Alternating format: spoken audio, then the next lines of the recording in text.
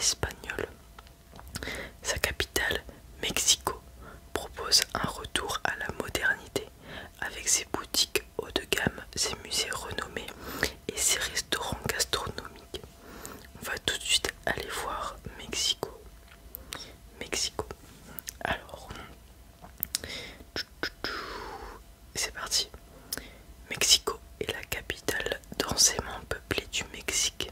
Située en haute altitude, elle est connue pour le Templo Mayor, temple aztèque du XIIIe siècle.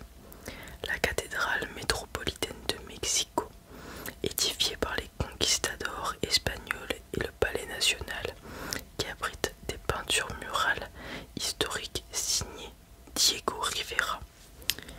Tous ces monuments se trouvent sur et autour de la Plaza de la Constituzione, je sais pas. La grande place principale, également connue sous le nom de Zócalo. Alors, elle est située à 2240 mètres d'altitude, la capitale quand même. Elle a une superficie de 1485 km. Et à l'heure où je tourne la vidéo, donc 18h57, il est là-bas 11h56, mais bon, à mon avis, il y a un petit bug entre l'heure de mon téléphone et l'heure de Google, tout simplement. Alors, on va aller voir les Aztèques, puisqu'ils ont parlé d'Aztèques.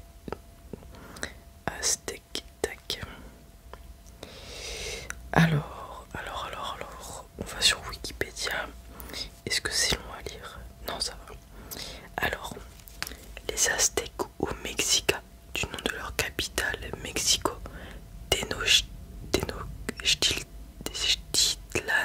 était un peuple amérindien du groupe Nahua, c'est-à-dire de langue nahuatl, compliqué à dire.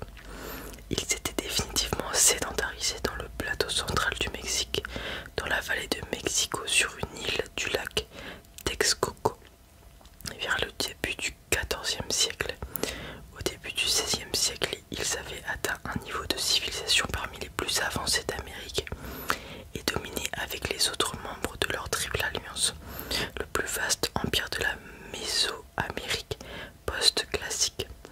Leur seul vrai rival était le royaume Tarasque.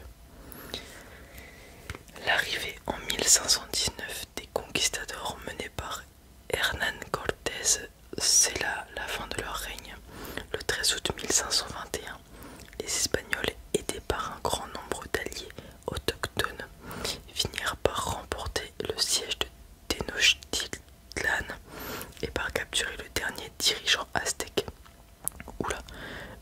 Cuauhtémoc. La civilisation aztèque s'est alors rapidement acculturée à l'époque coloniale. Il en résulte un profond syncrétisme dans le Mexique actuel entre les héritages aztèques et plus largement mésoaméricains et espagnols. Les études de cette civilisation précolombienne se fondent sur les codex mésoaméricains, livres écrits par les autochtones sur papier d'amat, les témoignages des conquistadors comme Hernán Cortés et Bernal Díaz del Castillo, les travaux de chroniqueurs des XVIe et XVIIe siècles, comme le Codex de Florence, compilé par le moine franciscain Bernardino de Sahagún, à l'aide de collaborateurs aztèques, ainsi que, depuis la fin du XVIIIe siècle, les recherches archéologiques grâce aux fouilles comme celle du Temple Mayor de la ville de Mexico. Super intéressant.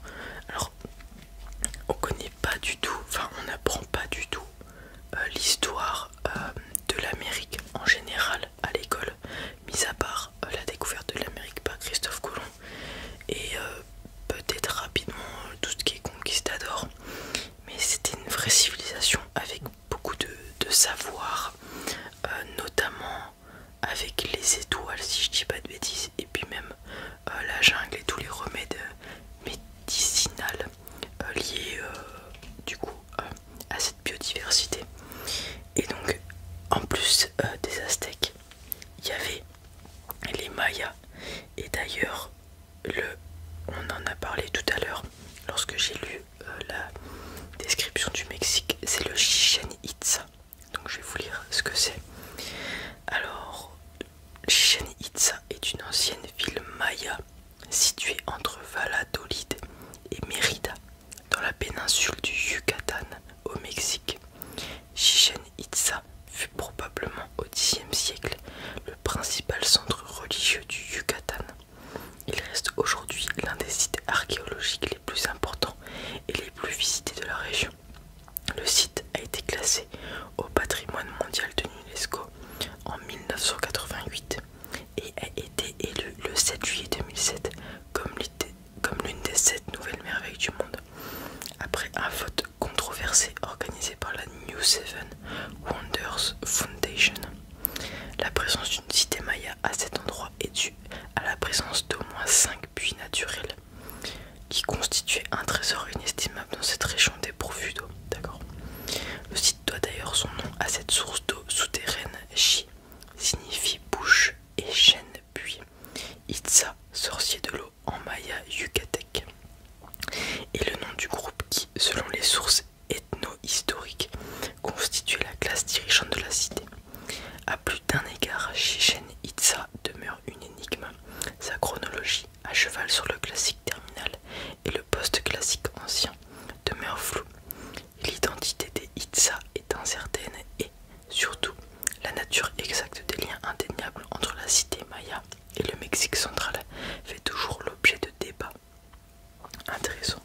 Et du coup, on va s'intéresser aux Mayas. Alors je suis allé voir auparavant, au préalable, sur Wikipédia, ce que j'allais vous lire. Et je me suis rendu compte qu'il y avait quand même pas mal de choses à lire sur les Mayas, sur leur description faite par Wikipédia. Et on va s'y attarder, puisque comme je vous le disais, on n'en apprend pas beaucoup sur cette culture et cette histoire d'Amérique centrale. Donc on va en profiter avec cette vidéo pour en apprendre un peu plus sur les Mayas. C'est parti.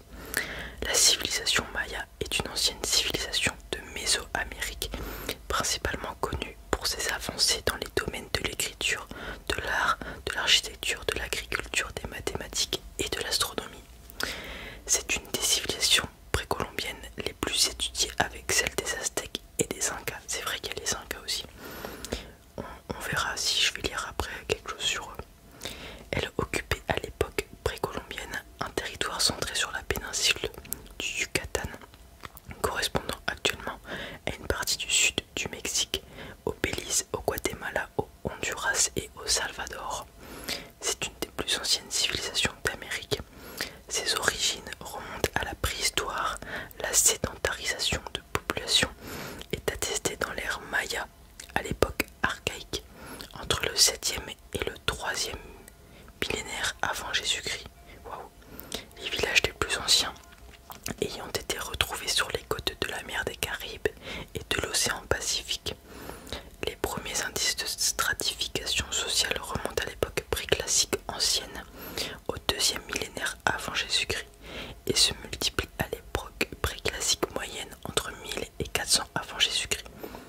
Avant l'émergence progressive d'États au préclassique récent, d'importantes cités-États mayas des basses terres du sud telles que Copan, Tikal ou Palenque connurent leur niveau de développement le plus élevé à la période classique entre le 6e et le 9e siècle de notre ère, avant d'être rapidement abandonnés entre la fin du 8e et du 9e siècle.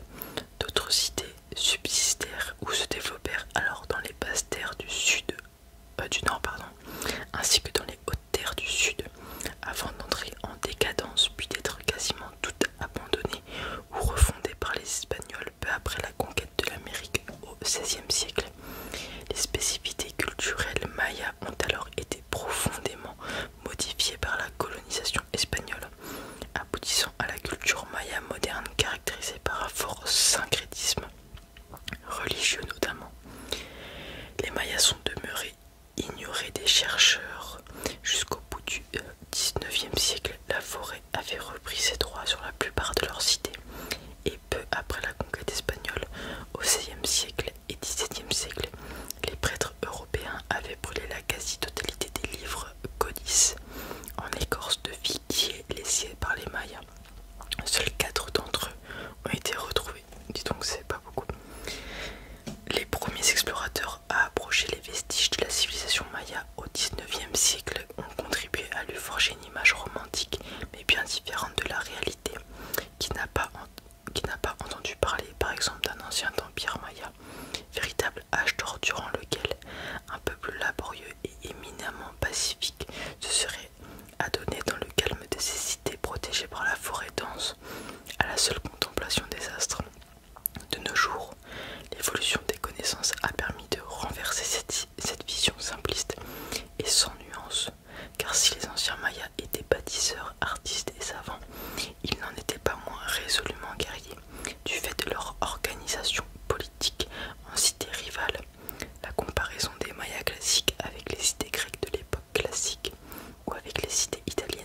connaissance peut être fondée.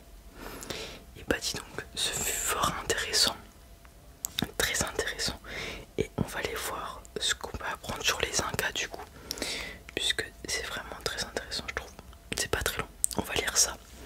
La civilisation Inca est une civilisation précolombienne encore du groupe andin.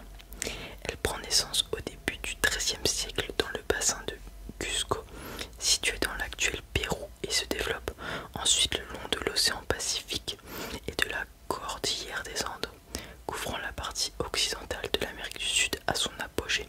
Elle s'étend de la Colombie jusqu'à l'Argentine et au Chili, en ouvrant la plus grande partie des territoires actuels de l'Équateur, du Pérou et près de la moitié ouest de la Bolivie. Et bah ça fait un sacré empire. Elle est à l'origine de l'empire Inca, l'un des grands royaumes de l'Amérique précolombienne. Cet empire avait pour chef suprême le Sapa Inca. L'empire Inca fut conquis par les conquistadors espagnols sous les ordres de Francisco Pizarro à partir de 1532. L'une des grandes singularités de cet empire fut d'avoir intégré dans une organisation étatique originale la multiplicité socio-culturelle des populations hétérogènes qui le composaient. Et bah dis donc, ce dernier paragraphe était compliqué. Alors les amis, j'espère que tout ce qu'on a appris aujourd'hui, ça vous a plu. Alors il n'y a pas eu de tapping comme les vidéos précédentes, parce que j'ai préféré m'atteler à la culture, non pas la culture, plutôt l'histoire du Mexique, puisqu'il y a quand même pas mal de choses à apprendre dessus je pense, et des bonnes choses je trouve. Bon malheureusement les conquistadors et même les colonisateurs plus en général ont un peu bafoué, détruit etc cette culture, mais bon